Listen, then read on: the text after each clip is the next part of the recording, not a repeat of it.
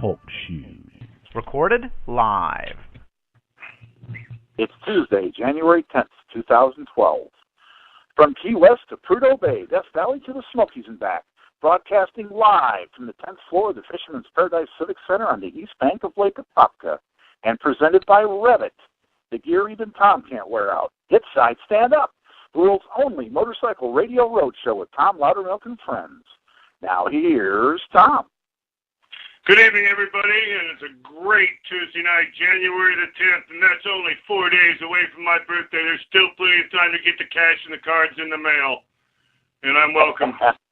Happy birthday, Tom, almost. Thank you very much, almost. Here we are now. We're talking to the Dominican Republic, and I can tell you right now, there's got to be people up in Cleveland feeling warmer already. Robert Cooper, welcome to the show. Well, Tom, thank you very much for having us on, and welcome to your entire audience to the Motor Caribe Road Show here. I'm standing at the sports bar at the beautiful Samanab Grand Paradise Resort, about 50 yards from the white sand beach of the Caribbean. So life isn't so tough down here. Man. Tell us a little bit tell our listeners a little bit how they can get on there and they can have the same view hosting a nice favorite beverage. I'm sorry, I have a little bit of a hard time hearing you, Tom. It's probably on my end. What did you say again? I said, tell us a little bit how our listeners can come down the Dominican Republic and hang out with you on a tour on motorcycles of Motor Caribe. Well, everything that they need to know is on our website, motorcaribe.com. All of our tour dates and the schedule and anything they need to know about riding in the Caribbean. We've also got an e-book on our website called Two Wheels in Paradise, which kind of tells you what it's like to ride down here. What do you have to bring when you come down to have a tour around the Dominican Republic? Bring some riding gear and a good attitude, and that's about it. Woohoo! That's not bad. Now, your deals are all inclusive, aren't they? Everything is included except for alcohol and souvenirs and like little personal items. So we have people come and never have to reach in their pocket for a dime. Wow, that's perfect for a guy like me. I may not have the first dollar that I ever made in my whole life, but I can tell you what I spent it on. Well, I'm going to get you down here sooner or later, Tom. So you'll get to see a firsthand idea of what it's like to ride down here with us.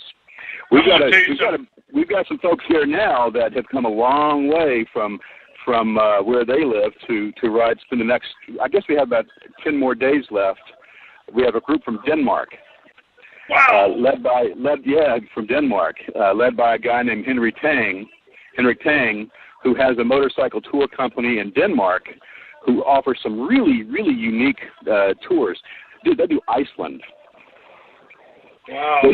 They do the Faroe Islands, and they do Russia. And this is Henrik's second time down here bringing a group, and they're just they're over here listening to us talk right now, listening to Side Stand Up, and just having a great time. We had a great day riding today, and got another day lined up for tomorrow, and everybody's just having a blast.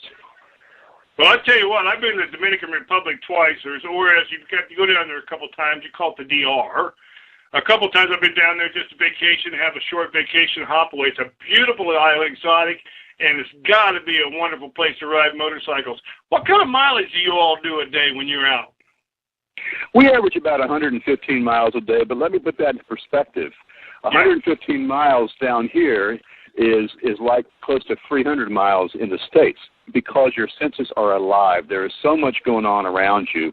I mean, every 100 meters down the road, there's something new to see. It's not like getting on the super slab back in the States and putting it on cruise control and just kind of zoning out. You know, when you're riding down here, you're alive the whole time. It's a great experience. Wow. Now, are your tours guided, or can you go self-guided? Our tours are guided, and there's a lot of reasons for that. Number one, the riding rules are a little bit different down here, as people find out. Plus, we know all the good places to go. We know the places to stay. We know the routes. You know, we have excellent motorcycles, and people who are used to being self-guided, as a lot of Americans are, come down here and say, you know, I never could have done this on my own. It would have been impossible. You know, thanks a lot for doing it this way. What kind of motorcycles do you have in your stable?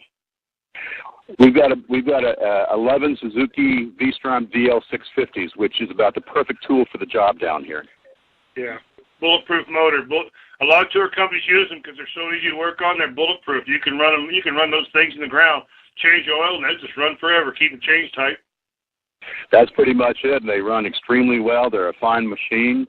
I just put a set of Anarchy 2s, Michelin Anarchy 2s on them, and we're having a great time with the new tires on the bikes right now. Excellent. Let me let you speak to Henrik Tang, and he can tell you a little bit about what they're doing down here on this tour, and a little bit about what they do in Denmark. Okay? Please. Sure. Here's Henrik. Henrik, welcome to Side Stand Up. Thank you, Tom. Nice to talk with you. Yeah, it's my pleasure. So what, you brought a group down. Tell us a little bit about your trip. Well, this trip we have this time, we were here 2 years ago. Now we have a 13-day trip going together with Rob and Alida, his wife. And we're seeing different parts of the whole country, actually, from the high mountains. And right now we are at Samana at the beautiful Bounty Beaches. So it's a very interesting and magnificent tour because, right now back home in Denmark we have snow and freezing. So it's very different from what we experience back home. Oh, yes, it is. So how are the roads compared to, say, Russia? Well, actually, the roads in Russia are quite nice, quite good, and here it's a very good experience, but they are very different. You have to